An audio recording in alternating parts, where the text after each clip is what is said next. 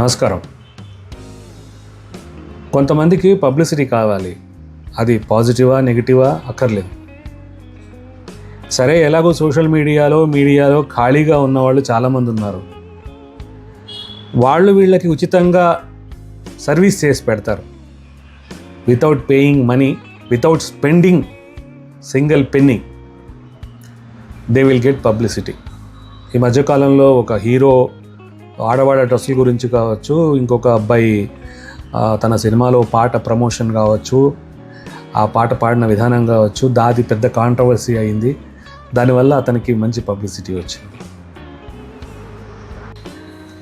భగవంతుడికి శత్రువుగా 3 జన్మలు, భక్తులుగా 10 జన్మలు అంటే 3 జన్మల్లోనే ఆ భగవంతుడిని శత్రువుగా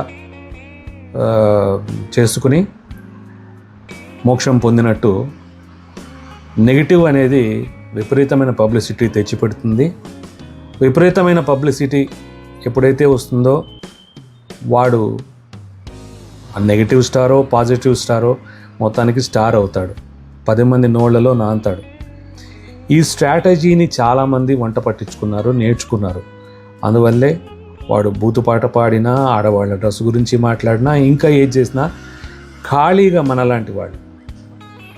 నేనేమి ఎక్సెప్షనల్ ఏం కాదు. మేబీ నేను కూడా వాళ్ళకు పబ్లిసిటీ ఇచ్చేవాళ్ళలో ఒకడు అయ్యి ఉండొచ్చు. ఎనీహౌ, వాళ్ళకైతే మంచి పబ్లిసిటీ. ఒకసారి మనకు ఈ టెక్నాలజీ తెలిసిందనుకోండి, ఈ పబ్లిసిటీ టెక్నాలజీ,